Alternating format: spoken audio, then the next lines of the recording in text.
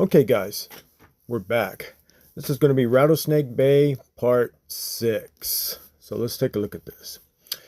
Alright, so like I said before, in the previous video that I just did, that I mentioned about how this is a area of convenience, because I can put in at Tome and 5 minutes down the arroyo to the mouth, and then within 15 minutes I'm at any one of these spots here, which you see, which is Bird Island, Grass Flats east of Rattlesnake Bay, Caballo Island, North Cullen Bay, or Three Islands. So that's why this is one of my favorite places, is because I don't have to go that far to get on the fish. So this one here is going to be a good one. In that video I just did, there was a subscriber that asked if that tributary feeds into Rattlesnake Bay, where I was sitting in my boat right behind Tome Park. No, that's a completely different one. But here I will be able to show you which tributary it is, because it's in the back of Rattlesnake Bay here. And you'll be able to see this. And where that little dot is blinking, that's where I'm drift fishing in this video, and I catch all these reds. It's super shallow water. It's in the mud flats in the back end of Rattlesnake Bay, next to that tributary that does feed into Rattlesnake Bay. So as you can see, everything is together right here. It's quick and easy. So let's get into this. Let's take a look at the drone footage of this area so you can see where that tributary that does feed into Rattlesnake Bay. It's not the same as the one in this previous video I just made. All right, here we are in the mud flats in the back of Rattlesnake Bay. As you can see, it's just a flat plain of mud with some grass spots here and there, just you know, speckled throughout the entire back part of Rattlesnake Bay. Now I'm going to pan up and you're going to be able to see it. This is the tributary that feeds Rattlesnake Bay right there. It's not the same as the one in the video that I just did, where I was sitting right behind Tome Park in that little flat area. This is a completely different one. They're miles apart. And this one does feed off of the Laguna Atascosa Wildlife Refuge, off of the big lake that's back there that you can see way off in the left-hand corner of the screen. But it's a whole completely different tributary. So on a good high tide, I fish this area in the back. You don't see a lot of people don't come back here because the water is very shallow. There's a lot of mud bars and a lot of sand bars that you have to navigate around to get back in here. But if you can, in the best time to do that, it would be at a really good high tide, because you can go over most of them. You don't have to go around them. You can just pass right over the top when you're on plane. But you don't find a lot of people that come back here and fish this area. And there's a lot of reds. The reds stack up back in here. Reds. There's drum back in here. And they hide in these little grass patches. And the water's super shallow. So the water that I'm fishing in when I get to the back part of the bay in this video, which you're going to see, is going to be about between 12 and 14 inches. Most of the time it's about 12 and 13, but every now and then there's a little bit of 14-inch deep water. But a lot of open area, mud flat with grass spots here and there. Beautiful, look at that. So it has its own little estuary set up here, just like the one that I was sitting in the previous video that I just covered, that I just posted for you guys. But this one's a lot bigger than the other one. The other one's a pretty good sized one, but this one is more vast and more wide. Look at all these different little tributaries that feed right into the back of Rattlesnake Bay, that come off of the Laguna Atascosa Wildlife Refuge. And you know what, Atascosa means? It means muddy, it means boggy. That's all that it means. It's the Spanish word for muddy, for boggy. So as you can see, it lives up to its name. All along these areas, it's muddy and it's boggy. But look at that. I'm going to drift fish this whole back area back in here, along right up to these little peninsulas that you see here that these tributaries are coming off of. You're going to see my boat. It's going to come into view here as the drone camera is pulling back, as the drone's pulling back away from this area. You'll see me. I'll be a little white speck right here down on the bottom of the screen coming up. excellent place for redfish. I posted this video 3 years ago, and I think I only have like maybe 400 views on it, which is surprisingly because I caught a lot of big reds in this video. It's kind of amazing to me that some of the videos that I don't catch that many fish in, I got tons of views, like my drifting the grass flats east of Green Island. That's probably my most viewed video. It's got like, I don't know, 11,000, 12,000 hits on it. And I don't catch anything really big in that video, but for some reason it's resonated with people, and people watch that one for some reason. I don't know why. This one here, by far, the reds are bigger, more action, and you're in the clear water the whole time. I mean, it's a really good, beautiful. So look right here, there I am. So I'm sitting right there. So I'm going to drift all this area is what I'm going to do. I make 2 drifts is all that I do through here. The first drift is right here in the center, in the back part of Rattlesnake Bay, which is behind Hobnail Island, Yucca Island, Rattlesnake Island, and so on.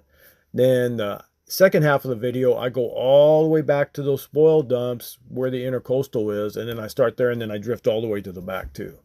So, so you're going to see it's a couple of them here, a couple of drifts. That's all I do. And of course I limit out on reds. I think I catch more. I want to say I catch 4 or 5, maybe 6. It might have been more, but I think that's all that I put in the video. But just to show you what it is, as you can see, it's mud, flat plain. There's not really any potholes back here. There may be, you know, one here and there, but the majority of it's just flat. And it's got grass growing in sections on it. And the reds hide in those grass, and they wait to ambush the fish. I already got my drift sock out, ready to drift. I'll pick up my skeg, and then I'll start drifting. And I'm sitting in about 12 inches of water. This is what I'm sitting in right there. There's Cassie. All right, so now we're going to get into the video. So let's cover this video. Here we are, regular spot at Tom A. Park. Cassie already pacing. She's ready. And boy, does she do her job that day, man. She puts me on the reds. She barks them up. It's a high tide, so you look at the dock, and you can see it's a regular high tide on the lower Laguna Madre. And actually, it's a little bit higher than when I put out the last time when I was talking about looking at the dock pillars there when you're putting your boat in the water and you're fixing the lead. Look how high the water is. You can't even see, I don't think you can see the white barnacles. So that's telling me it's a super high tide. So yeah, because look over at the bank. See how the water's covered all the way up to the edge of the bank? So this is a super high tide right here. Or it's fixing to be a super high tide because the tide is rising. The water level is rising and it's going up and going up. And I'd already decided by the time we put in, when I looked at that we were going to go hit this area in the back of Rattlesnake Bay. That's where we were going to go. Because I saw how much water there is there at the dock. You see how you can't even see the white barnacles that you saw in 2 videos ago that I posted, and I was telling you that's how I always look and check the water level when I'm putting in. And then that's going to determine where I'm going to fish and how deep I can go into that area. And when I'm seeing how high this water level is right here, that's just a go sign. Like, yeah, I can pretty much go anywhere I want to go. So that's going to tell me I'm not going to have to navigate that many sandbars back there in the back of mud bars in the back of Rattlesnake Bay. So I'll be able to cruise right over the top of most of them, and I should be able to drift over pretty much all of them. There might be, you know, 3 or 4 that I'd have to pick up and move around, but it's all going to be about positioning. So this is in October, 3 years ago when this was. So it was in October, this basically like of last month. Wind was blowing out of the northeast, not out of the south. It was still a pretty warm day. I think it was in the 70s. We just had our first little northern come through, and then it warmed up a little bit, but the wind was still, you know, blowing out of the north. And all the signs are looking good, man. Cloudy day. The sun does come out a little bit later, but it's always spotty, cloudy pretty much all day today. I was out there that day, but that didn't affect the fishing. So you know what I look at rising of the tide, lowering of the tide, changing of the tide, basically. High tide, I look at barometric pressure when I go fishing. I either like it rising or falling. And I try to pick those days when that is, and then that's when I go out there. And that's why I have pretty good success. But then there have been days that I've been out there that that it says on the sonar chart it's not a good day for fishing, and I've caught fish. So I mean, it's a toss-up. But generally, when I follow the sonar chart, it always produces. And this day here is another perfect example of this.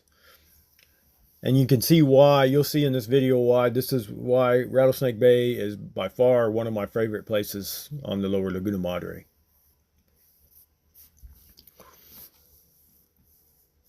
There's always fish there. They may not be in the same spot in the bay that you go to every time. You just got to move around the bay, but there's always fish in that bay somewhere.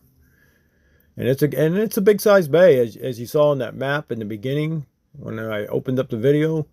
It runs all the way to 3 Islands, from the Royal Colorado to 3 Islands. So it's a big, huge, massive bay.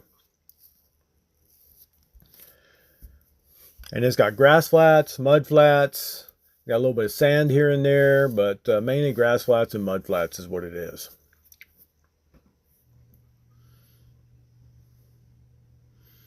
Beautiful. Look at the cloud cover. Awesome. Look how high the water is on the sides of the bank. Everything, all the signs are looking good. Cassie is anxious to get out there. She's going to put me on the reds, and boy does she.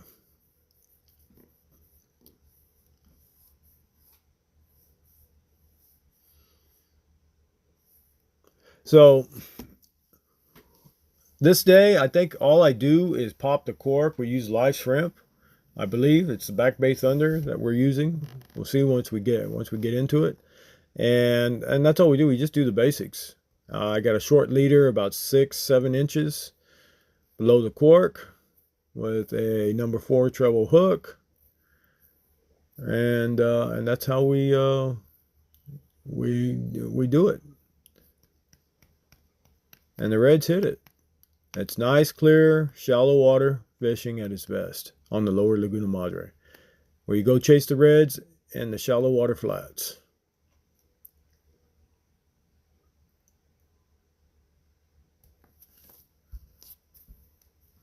But it's a beautiful ride out there.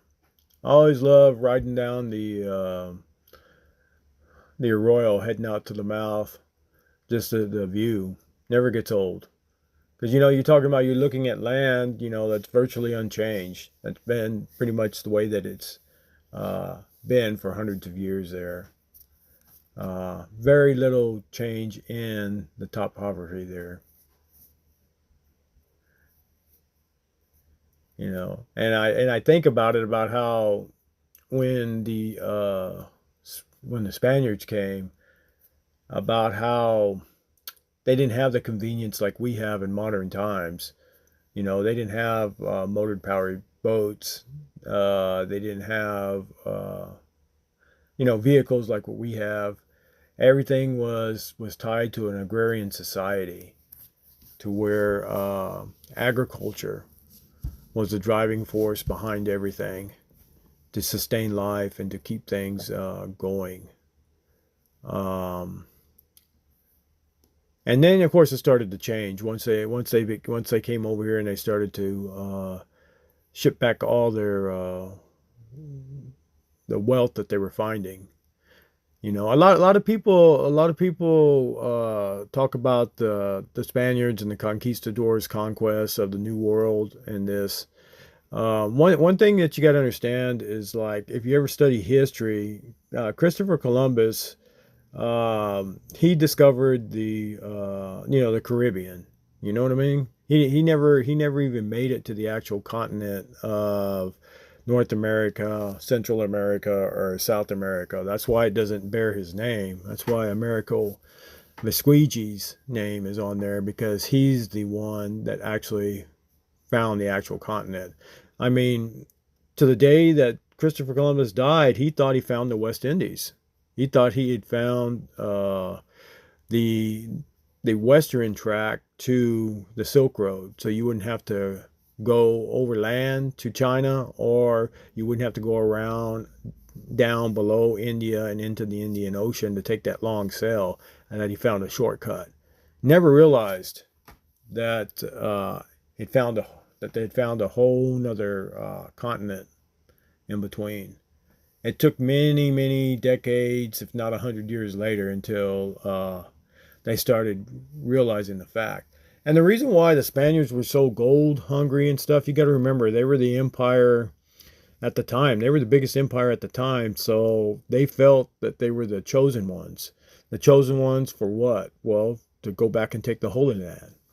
Because the Christians had been fighting in the Holy Land for hundreds of years, and they were finally kicked out.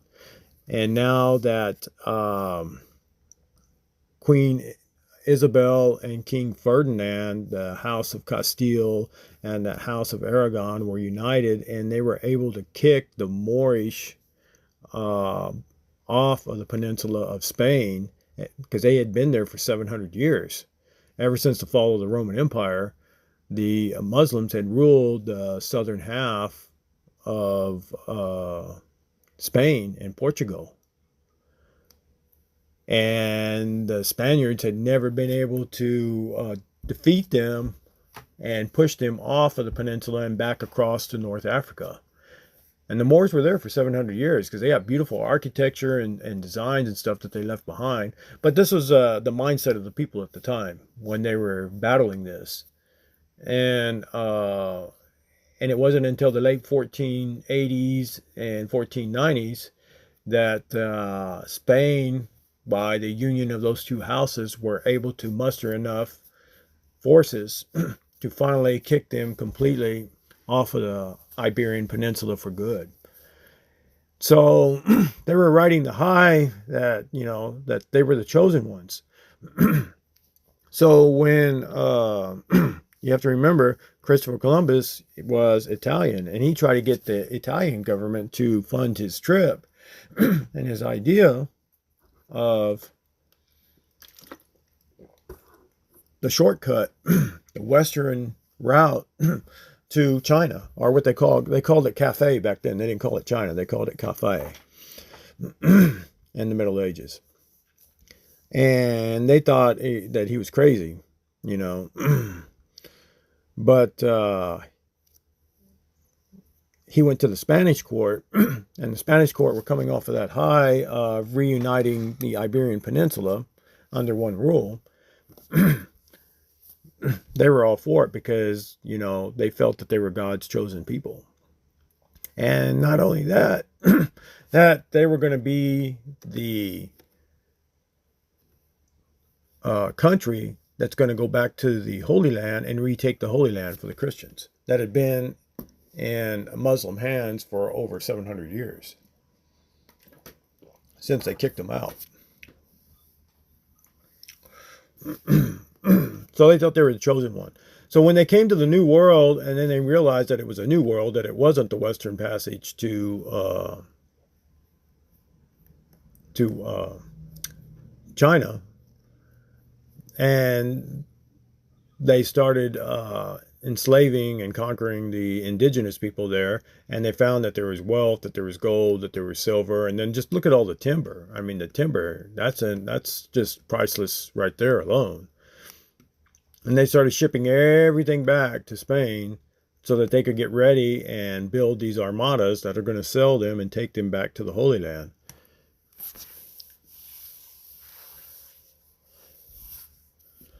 And it's a generational thing that they were doing for generations. So they were getting their armada ready, but eventually, a few hundred years later, their armada was destroyed when Queen Elizabeth I you know, came to power, and they defeated the greatest maritime, at that time, the greatest maritime fleet that was on the water. And then, of course, Britain became the greatest maritime fleet, and until the United States came along. And, you know, to this day, it's the United States has the greatest maritime fleet that sails the oceans of the world. But anyway, let's get back to this. So, anyway, the Spaniards. So I think about it, when the Spaniards came here for their discovery and looking for more assets to acquire to be able to get them back to the Holy Land and retake the Holy Land and restore Christianity and this. Because a lot of people don't realize that the Holy Land was Christian long before it was Muslim. It was a Christian stronghold. North Africa was a Christian stronghold. It's all Muslim now today. But under the Roman Empire, it was Christian. First it was pagan, and then it became Christian. And then eventually when the empire collapsed, Mohammedanism came about, and Mohammedanism took over. I mean, pretty much. But that's just a little history of it. It's pretty interesting how that they thought that they were going to go back. And so that's why they were over here exploring all these places to find that extra wealth, extra resources. Because, you know, at the end of the day, the reason why people go to war, I'm telling you this, they can tell you it's for religion, they can tell you it's for this, they can tell you it's for that, but I'm telling you, history proves the reason why people go to war is for resources. At the end of the day, they want what you have. Bottom line. That's any war that has been fought since the dawn of time. It's for resources. Because the more resources you have, the more power you have, the more wealth you have to build armies to take more. That's just what it is. That's the reality of the situation. So, it's a part of our history. The Spaniards came. They displaced the indigenous people here, and we're living to that day from the results of that. So there's a couple of barges here in the intercoastal. I'm off to the side. We're shooting down the side of Rattlesnake Bay. We're going to go in close to Caballo Island is where I'm going to turn into. So instead of just taking Rattlesnake Bay right off the beginning there on that first cut as you come off of the Y, I'm going to shoot down all the way towards the end next to 3 islands. Right, probably about an island or two before 3 islands, then I'm going to cut across there. Because I want to go to the back. I've already had my mind made up where I was going to go and drift fish this. Because I've been itching to do this. Cassie's been itching. We've been thinking about this. And when we saw the water level, we knew that this is a perfect day to go out here and try this area and see what it produces. And we weren't wrong. Look at that beautiful day. Light wind, partly cloudy, sun comes and goes, clouds move in and move out. But it didn't affect the fishing. We're on the verge of a super high tide, or what you'd call a king tide. I wouldn't really even call them king tides down here, I guess. We don't really have king tides, I don't think. I'd have to look that up, but I don't think so. I think a king tide would be where you're talking massive feet, like 20 feet, 30 feet difference in the tides. Like I have out in the Carolinas, you know, the Outer Banks and stuff like that, where the boat's sitting in water, and then next thing you know, when the tide goes out, it's sitting on dry land. And then when the tide comes back in, it's floating again. You know, those are king tides. I call it more of a super high tide for us. Because we're flat down here, man. We're almost at sea level, especially there. You're only like a foot or so above sea level when you're right there at the lower Laguna Madre. Whereas up here in Harlingen, we're like 35 feet above sea level here. Harlingen is, but there you're right at almost close, pretty much sea level. So as you can see, there's the spoil banks on the port or starboard side of the boat, and the intercoastal is to my port side. So I'm checking it. So we cut in across there. So that's not Hobnail Island. What's right there behind me is the spoil bank island. On the other side of that spoil bank is the intercoastal waterway. So that's a spoil bank island that I have to my back. Because you got to remember, the boat's turned around now because the wind is coming out of the north instead of the south. If the wind was coming out of the south, the boat would be flipped the other way and you'd be able to see Hobnail Island. So we're going to start right there, and then we're going to drift all the way to the back of Rattlesnake Bay, to what I just showed you in that drone footage. One big long drift. And then we're going to come back and make a second shorter drift after that. After we get to the back. And like I say, we're not doing anything special here. We got the old Back Bay Thunder, live shrimp, my 8.5 foot offshore angler inshore extreme pole with my Pin 260 slammer on it. That's what we're working. And as you can see, look how short the leader is. The leader drop only has like 6 inches. Is all that I have on it below the cork. I got a 40-pound shock leader that's tied above the cork to my regular, I think in this video I was using the Suffix 12-pound test line, monofilament Suffix. I'm a big mono guy, guys. I came up on mono, and I've tried the braid. I just don't like the braid. All my life I fished mono, and I'm a creature of habit. You know, so I stick with mono. I've tried braid. It doesn't do anything for me. I'm sure some of you guys, you came up on braid, so that's all you know, and that's what you like to fish. And you know, it's a matter of preference. My preference in fishing is, I was raised on mono. And the best mono line was the old DuPont line, that the Strand, the original one. There's one out that says it's original, but no, it's not like the one that they made back in the 80s. It's not like that one. That was some good line. I love stretching my line. I guess a lot of anglers don't like stretching their line. I do. I love the stretching the line when you hook the fish. Whereas with braid, there is no stretch.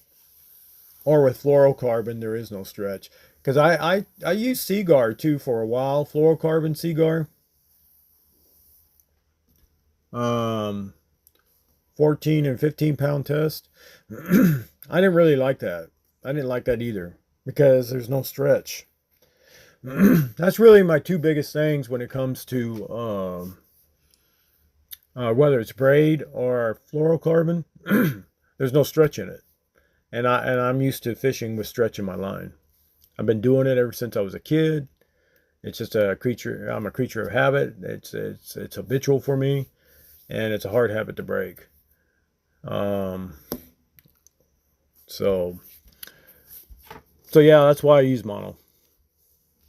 You never know. Maybe one of these days, fluorocarbon or braid will stick, and I'm like, hey, all right, now I see what they're all talking about. How good it is. I'm sure it's a fantastic line, but like I say, it's just not my preference. My preference is mono. Always has been mono, and I'm 59 years old now. I don't see myself changing. All right, here we go. First red of the day. Or was it a trout? Let's see. I don't even remember what we caught right off the bat. Okay, look at Cassie. She on it. She is on it.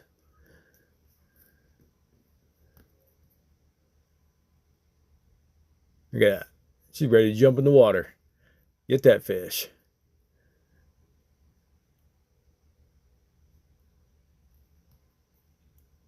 Let's see what we got. It's a red. Let's see if he's a keeper, though. I don't know if he's a keeper or not. He looks like he's right on the borderline there. Yeah, nice little red. So you got to remember, in the front part of Rattlesnake Bay, the water has low clarity. You're talking, you probably only have about 40%, 45% visibility. But in the back, what you're going to see when you get to the back part of Rattlesnake Bay, it filters out to where it's clear. I mean, it's crystal clear water.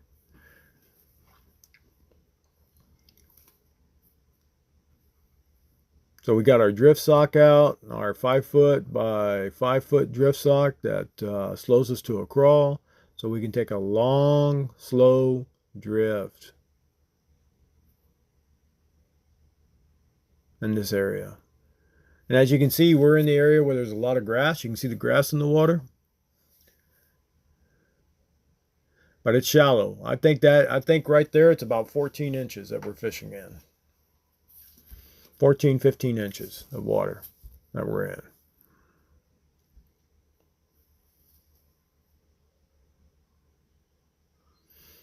Yeah. Very Cassie. You guys don't know, man. I miss my beautiful little puppy, man. Yeah. But she'll live on in her videos here. This says when it's my time and I'm gone, I'll live on in these videos that have been posted.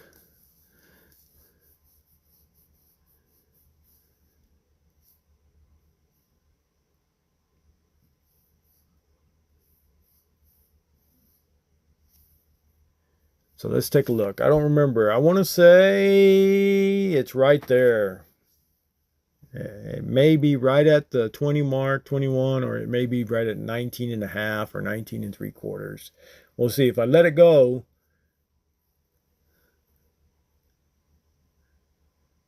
no, that's a keeper.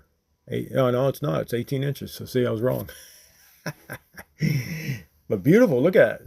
Beautiful red.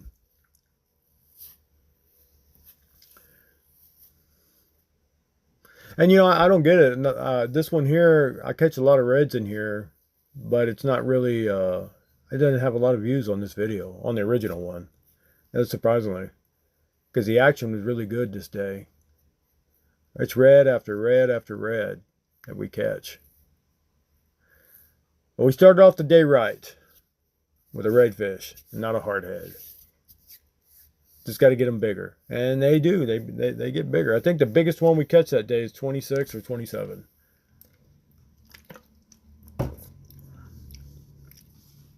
Some 25s, some 24s, some 23s. All on this day.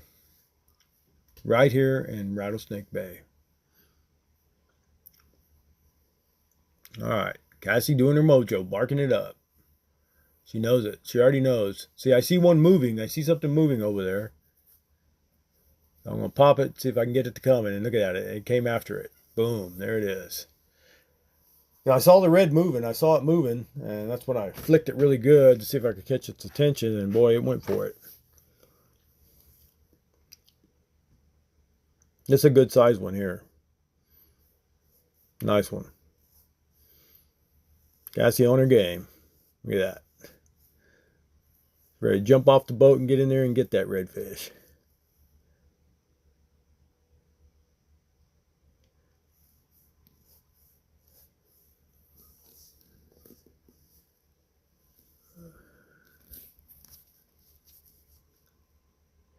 This is a nice one. This is one of the bigger ones. As you can see with that 8.5 foot, you can control them really well.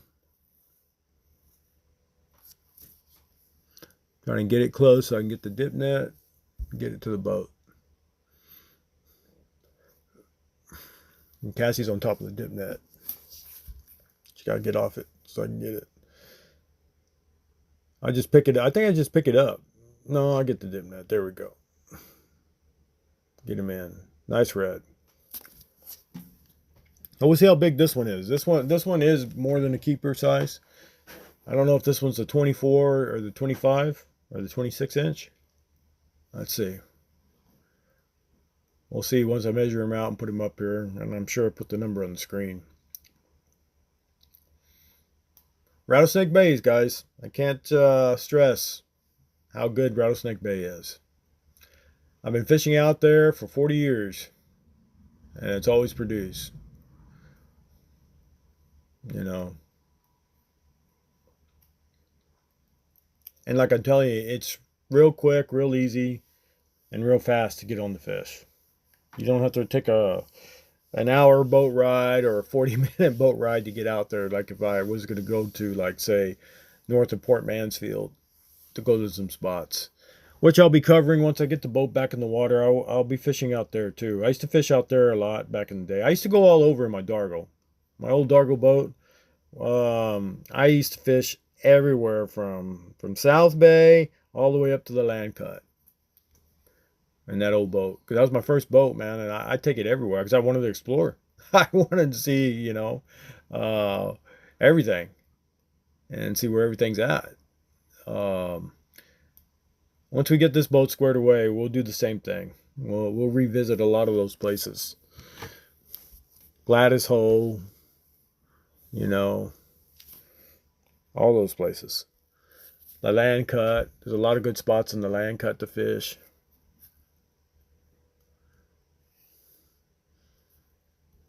That's a nice red. Let's see how big this guy is.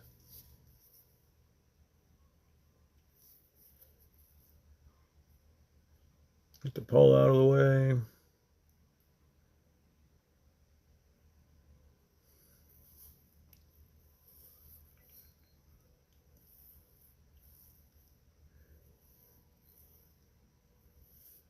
Yeah, I really like those slammer reels that I have, those spinners. You can't, I guess you can get them used.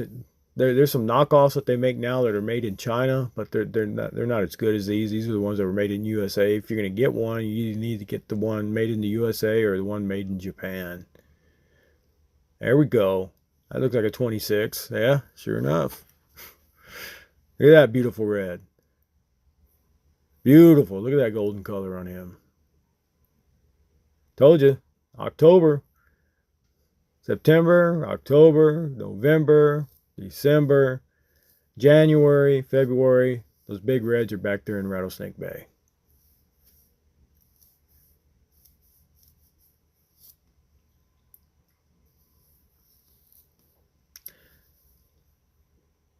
So I'm going to revive him, and I'm going to let him go since I wore him out before I put him back in the water. We're going to make sure. I don't know if I put that in here or not where I let him go. But all I'm just talking about how I saw him, and I threw out there, and then I started popping it when I saw him coming across, and he went for it. And we're just going to stay on this drift. There are other boats there drifting with me, but they would only drift up to about Hobnail Island, and then they would turn off and go back, I guess because the water was too shallow for them. They started seeing the sandbars and stuff and mud bars coming up. I just stayed on it. I just picked the engine up and drifted over the top of them and just kept going all the way to the back of the bay.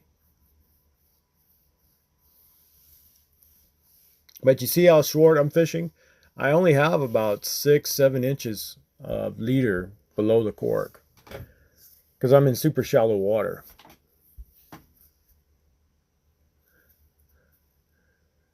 So I think right there I'm probably in about 14, 15 inches, maybe 16 inches of water.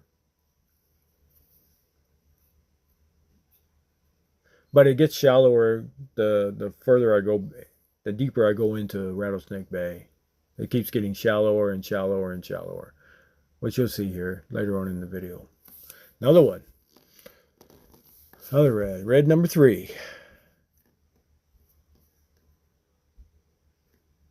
Cassie, red hot. Look at that. Yeah, she almost ready to jump out of there. Get that red. I think I'm just going to pick this one up.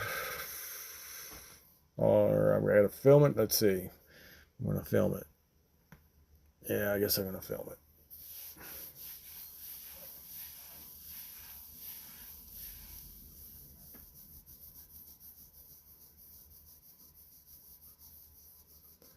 Beautiful red. Look at that little red. Beautiful.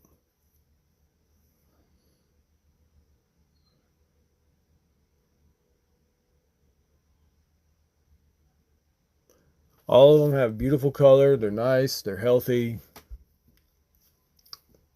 Just like how you like to see them. All hiding in that grass and that mud flat. Just hanging in there.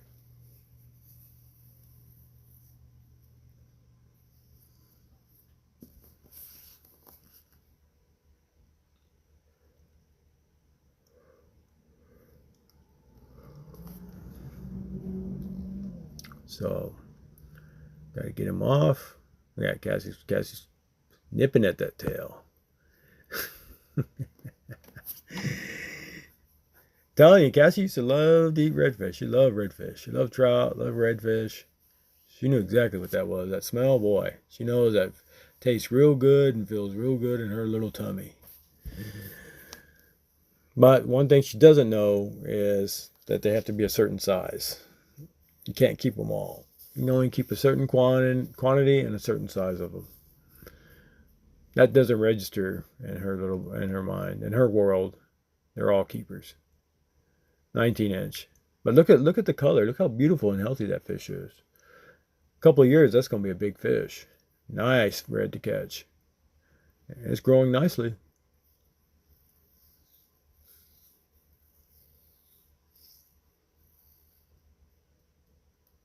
So we got 118, 126, and 119 so far.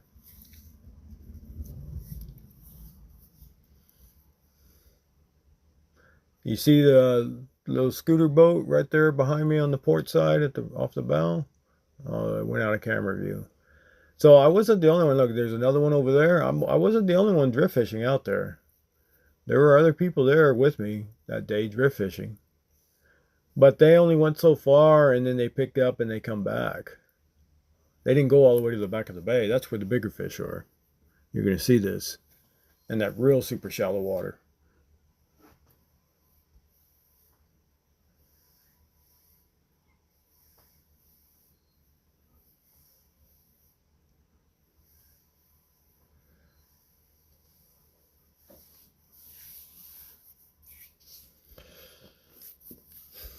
But you see how it's pretty much stayed cloudy? Every now and then the sun will peek through the clouds. It'll dissipate, then another whole blanket of clouds will roll in. Because like I said, this was a light northern that had come in. Temperature was in the 70s, maybe top 80 degrees that day, 78 to 80. Water temperature was cool, was probably an average 74 degrees, 74, 75 degrees. Typical fall weather on the lower Laguna Madre. Cassie's ready for the next one. Look at her. She's pacing. She's ready. Come on, let's get that pole back out there. Let's catch some more.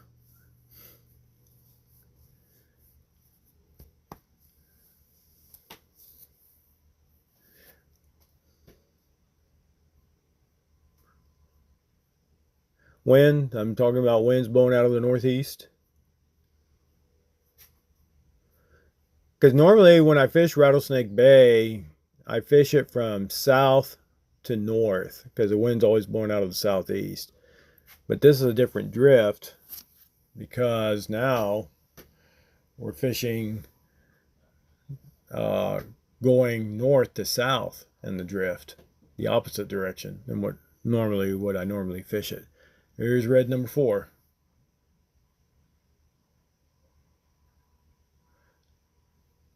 Clouds moved out. Sun came out for a little bit. Look at this big old red. Another one. Nice red. Let's see what he looks like.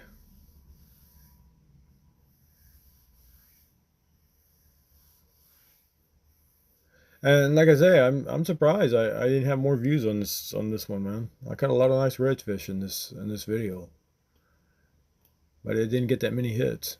It's pretty surprisingly.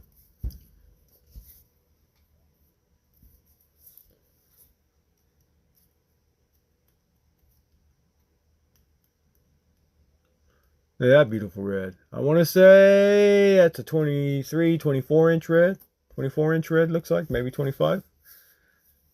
We'll see once we get him out and measure him up.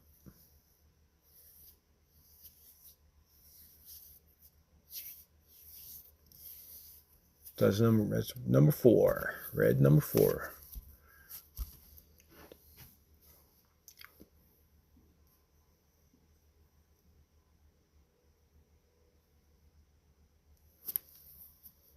On the Back Bay Thunder.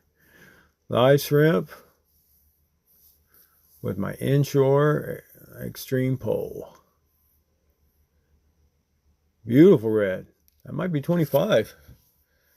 I'm anxious. I don't remember what size it is, but that looks like a nice size red. We'll see. I'll measure him out, I'm sure, and put the length of it on there.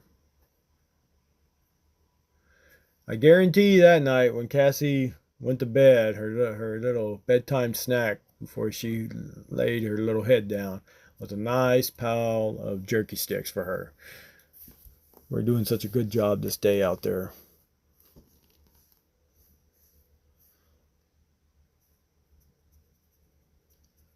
Her mojo was on. She had it going. It was on that day. She was on her game.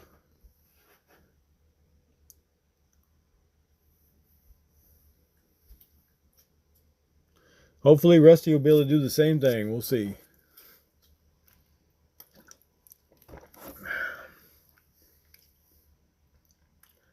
There you go. Look at that one. 23 inch. Nice.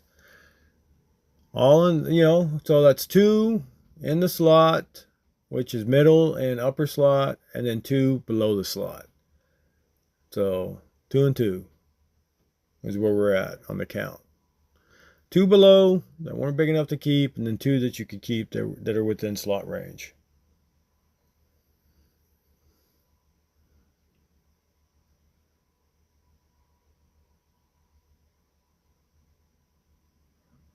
Beautiful red. Look at the gold. Nice, beautiful bronze color. Black dot, one single dot on each side. Perfect redfish.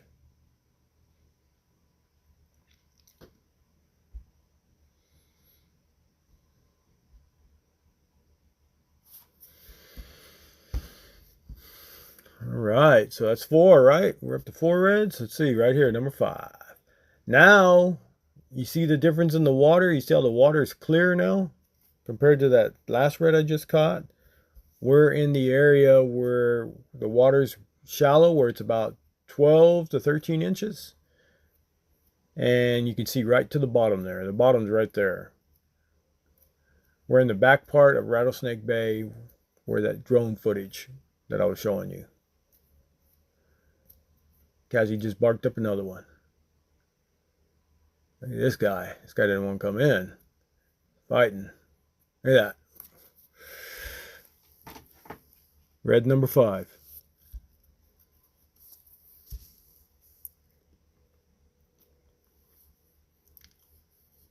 There'll be some video. There's going to be a video coming up. Well, there are multiple videos, but I'll talk about it. One day I went out. I made 3 videos, 3 or 4. I think it was 3. I made one on Bird Island, one on Peyton's Bay, and one on the grass flats east of Peyton's Bay. And that was all one fishing trip. I caught so many reds. I mean, right off the bat, I went to Bird Island and I caught 6 reds just right there behind Bird Island. And then I went over to Peyton's Bay. See, look how shallow the water is here. You can see it. It's like 12 inches deep here. Caught that big old red. It looks like a 25 right there, man. 24, 20. It looks like a 25-inch red. That beautiful redfish. 24, 25. And he was just hiding in that grass. You see that turtle grass right there? I saw his tail sticking out of the water, which you can't see. I got to get a little bit better with my filming facing towards where the cork's in the water. I guess I need to put a GoPro camera on the top of the console there so you can see it that way. You see how that turtle grass is right there? He was hiding in that, and I could see his tail sticking out of the water. And I tossed it over there, and that's how I caught that guy. But the water we're in is about 12 inches deep there. This is in the very back part of Rattlesnake Bay.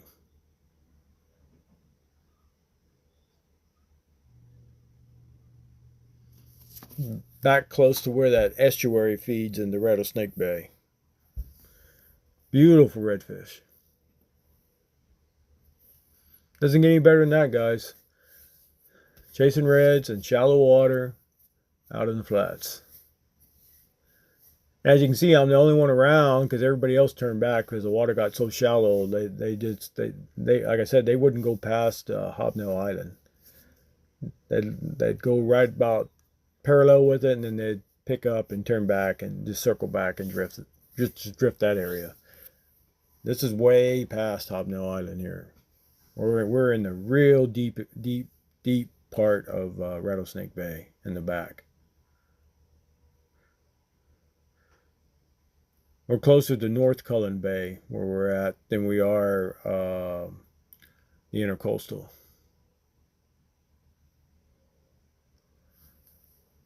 But number 5, right? Number 5 or 6. What are we up to? 5 or 6, one of those. Another beautiful red.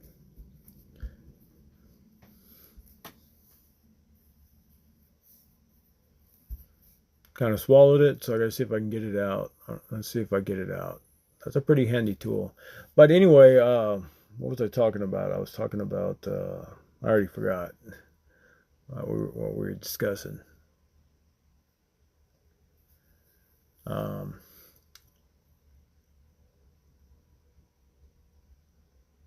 But yeah, it came out. So let's see how big this guy is.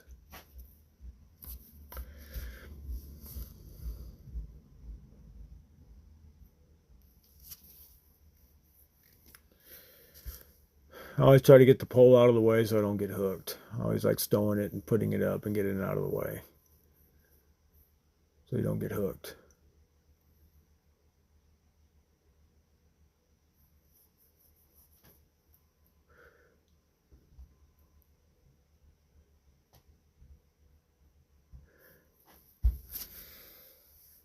Beautiful.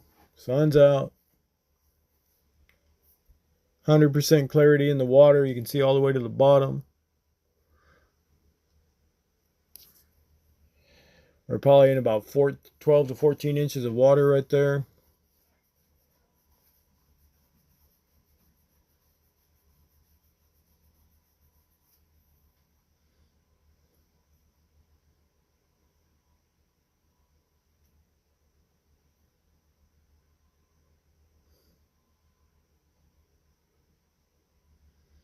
Maybe 15, actually.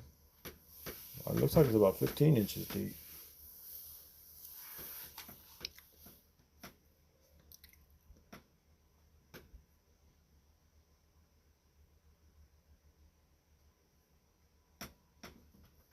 But they hang out back there. They hang out in that turtle grass. And they ambush bait fish as they come along.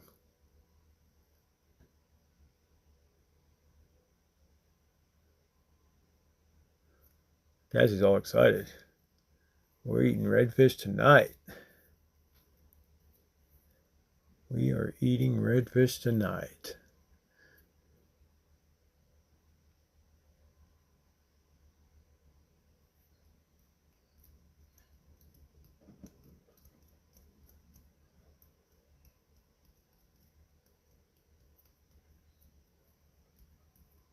Let's see him. Let's see how big is this bad boy.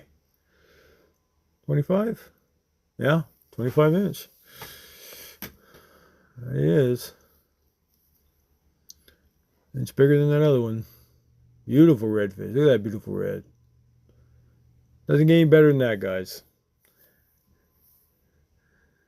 That's what I love fishing the open, wide open grass flats on the lower Laguna Madre, especially the clear water. When you catch reds like that in there, it's just it's so exhilarating.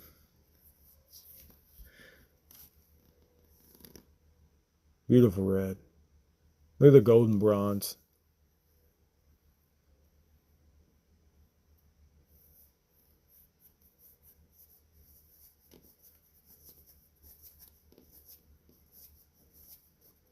Like I say, I don't understand why I didn't get a lot of views on this video.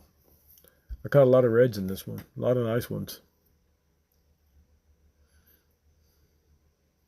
And I drifted one long drift, and then I came back and drifted half one up to Hobnail Island, and then I went back in. So I only drifted like, I don't know, 3-4 hours. That was it. I was only out there on the water about 3 or 4 hours.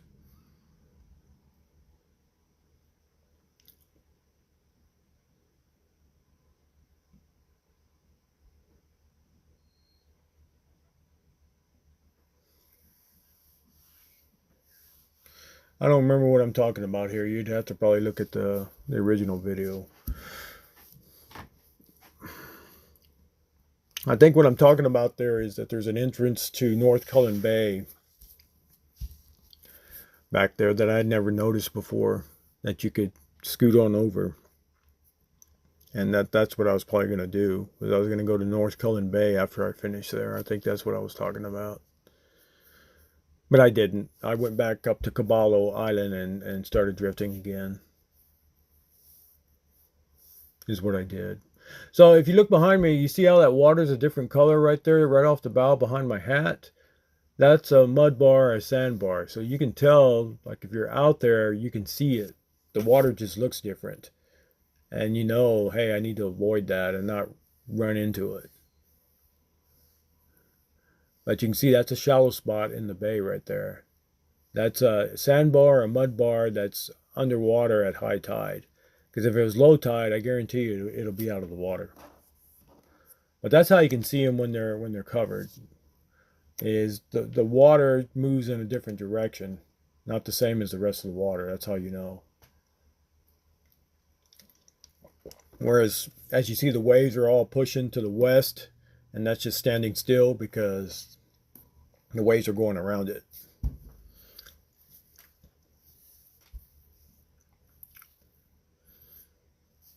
So I'm sure I'm talking about some type of sight casting or whatever there.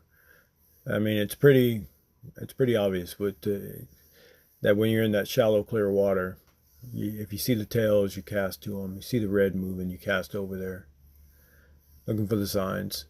And see, and this is a perfect example here. Might as well talk about this. You know, I always line up and oil slicks. I like oil slicks in the water. I like seeing bait fish move and all that stuff. Well, if you notice in this video, there's no oil slicks and there's no bait fish moving. They were just back there hanging in that grass. I provided the opportunity with the bait for them to feed. So we're right at the back of Rattlesnake Bay, right there where that estuary feeds in. That peninsula that you see that's off the bow of the boat there that's behind me is actually a lot closer in the than what it is in this video, because you got to remember the GoPro camera's in wide angle, so it makes things look further away than what they actually are. So I'm within 100 yards of that bank. So I want to pick it up and I want to look, because where you see that gut that you saw in the drone footage at the beginning of this video comes out where it's kind of murky and brown. I want to go over there and see how deep that water is, and it's a lot deeper than the water that I'm sitting in. I'm sitting in about 12 inches of water there, and I pick up and I go over there, and it's deeper. I just want to confirm it. So if I ever get back in there and I have an issue of trying to get up, like say the water level's lower, like at a low tide, if I ever try to fish it, I know there's a spot in the very back of that bay. Even at low tide, I could just kind of inch the boat over there to get to that, to be able to get the boat back up and get it on plane. Because this boat runs in super shallow water, which you're going to see right here. I'm going to run across some really shallow stuff here. We're going to go back into North Collins Bay, make a loop through there. I see some puppy drum. The video doesn't catch it. But we're going to take a ride right here so you guys can see this area. And then we're going to fish again. I don't know if I put that part in the video, but I did stop after this. After I made the loop and I did the exploring through there, we went back to Caballo Island and we drifted again and caught some more reds. I don't think I put that in here. I'd have to dig it out of my SD drives somewhere. I got it somewhere. That'll be something I'll have to add to another video one of these days. But we'll see. I just don't remember how this plays out.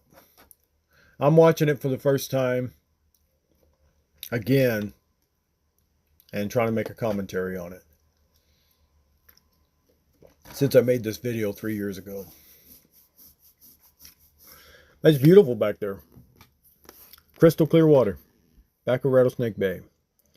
So I'm going to turn to the left and I'm going to get up. We're in 12 inches of water and the boat's going to get up no problem.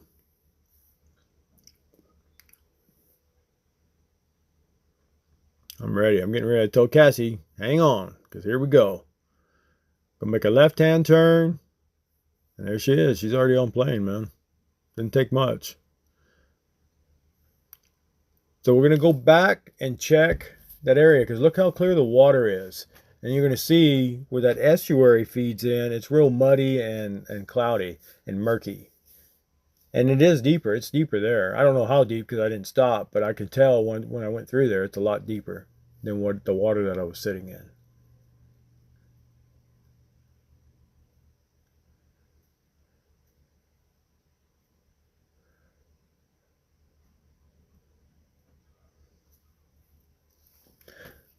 So we're going to do some exploring around here in the back of Rattlesnake Bay.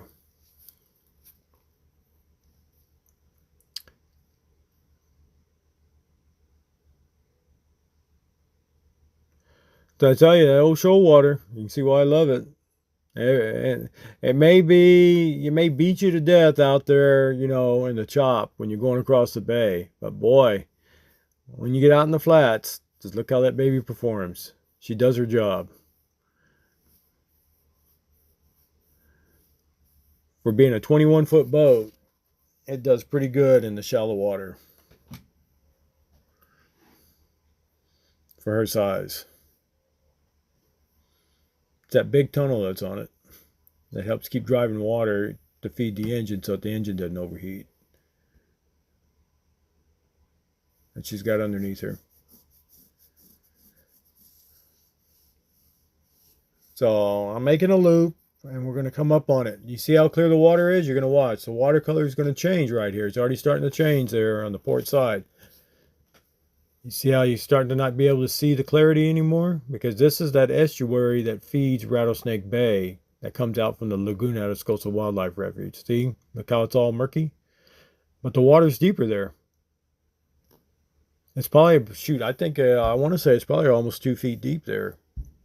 Easy. And then look how shallow it gets again right there.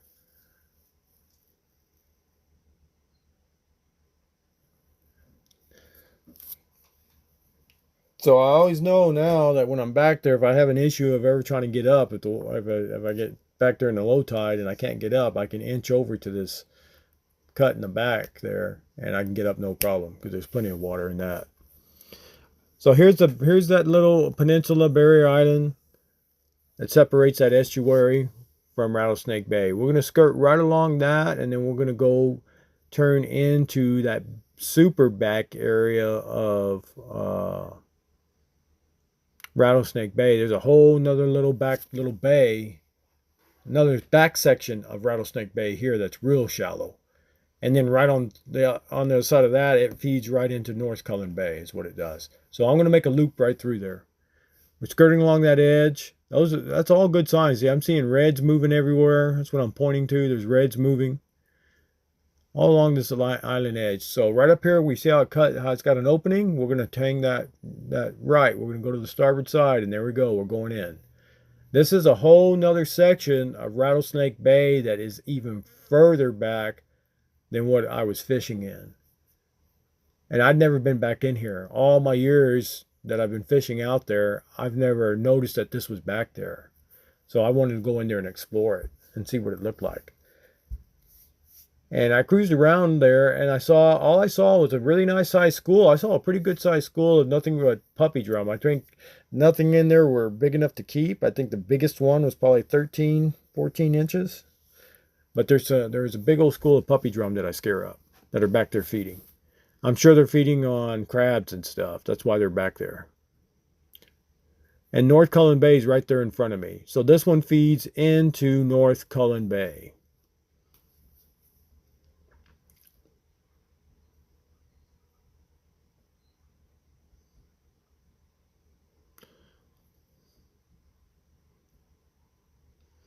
So we're just making a loop. It's extremely shallow back there. I guarantee it's less than a foot. As you can see, it's probably 10 inches of water is in there. That's where I saw the puppy drum at. They were scattering, running that way. But they weren't real big. There weren't anything there that was, big enough to keep. I love drum. Out of all the drum fish, the best eating drum by far are sheephead. Sheephead are, for me, that's just my preference. I love sheephead. They taste the best. And then the next one would be black drum, and then of course red drum. And then trout with its flavor, because you got to remember trout is also in the drum family. It's in the same family. Trout is kind of just falls in between in that medium there. It's good too. Super shallow. So we're running this way. We're coming out, and what is off to the starboard side, that's the back side of Caballo Island. And Caballo Island runs all the way to the Intercoastal Waterway. And so I guess I don't put the other drift in here because I think this is where it's gonna end right up here somewhere. So yeah. So this was, like I say, this was a beautiful day. Just look at the water. Beautiful. Out there in the flats, nobody around. I'm by myself. Freedom. Chasing reds. Cassie and me, we're chasing the reds down. And the back mud grass flats of Rattlesnake Bay. On a beautiful October day. Caballo Island. Right there. Caballo Island's good fishing too, all around it.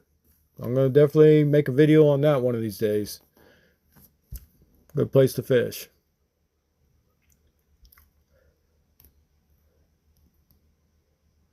Beautiful, guys.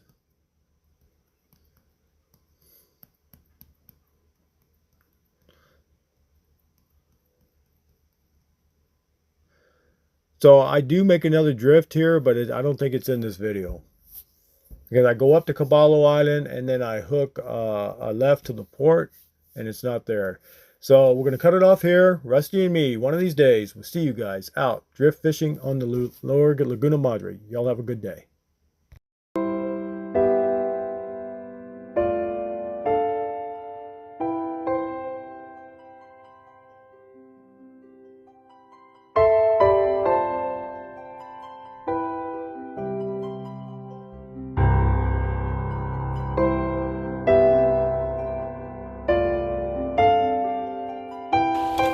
Got there, Cassie?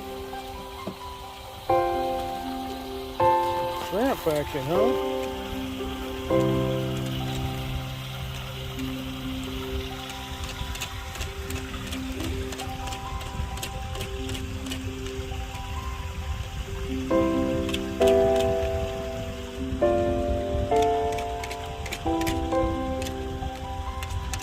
Found your new friend?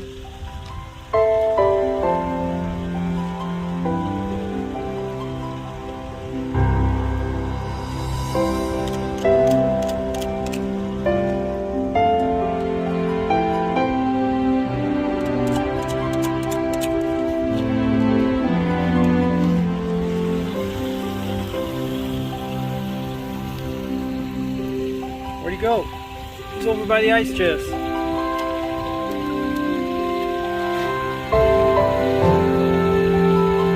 over by the ice chest. There you go. Get him?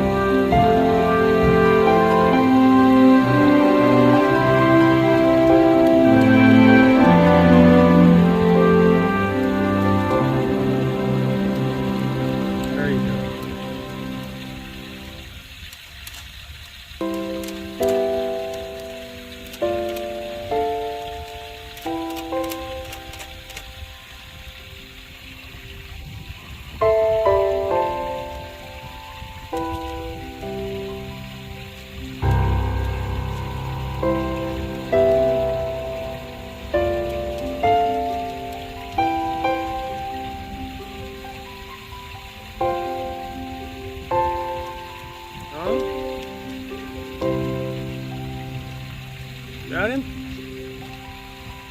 He's right there, buddy, in front of you. There you go.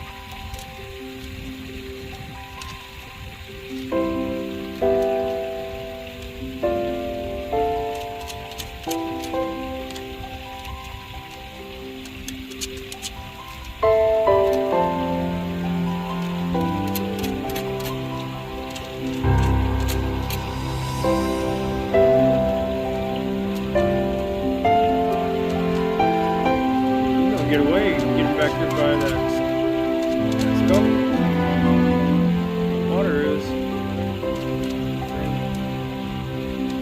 Check those boats. We'll get out that hole. Come on. There you go.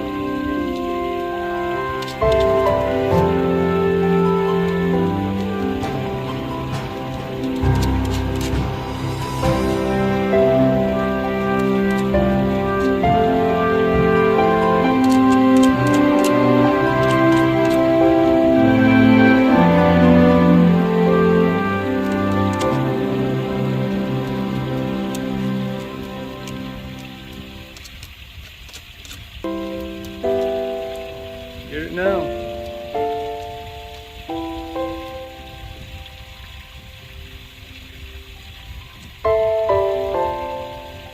Go over by the ice chest again. Right there.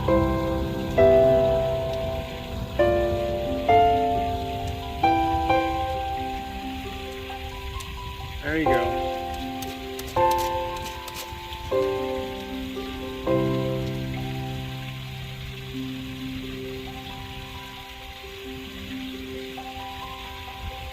Come on, Kezzy. Is that your new friend there? Huh? Puppy? Huh, puppy? Trying to get him. Figure this out.